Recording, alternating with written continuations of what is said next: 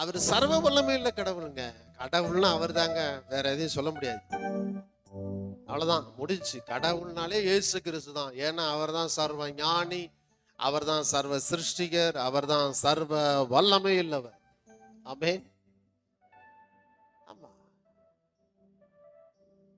அவரால முடியாத காரியம் ஒண்ணுமே கிடையாது. அவருடைய வல்லமைக்கு முன்பாக எதுவும் நிற்கவே முடியாது. தண்ணியில இருக்கிற பேய்கள் அவர் படகுல வந்ததுனால படகை கவிழ்க்க பார்த்தது. அதே சமயம் சீசர்களோட அவர் ஊழியம் செஞ்சுட்டு சீசர்களை படகுல அனுப்பிடுவார். அவங்க பாட்டுக்கு போங்கப்பா, முன்னாடி நீங்க போங்கப்பா, நான் வரேன்றுவார். அவங்க போயிடுவாங்க. போயிட்டா அந்த படகையும் பிசாசு முன்னேற விடாம காற்றல் அப்படியே எதிர்த்து நின்றுட்டு இருக்கும். அவனுக்கு தண்டு வலிக்க ரொம்ப கஷ்டப்பட்டுக்கிட்டு இருப்பாங்க.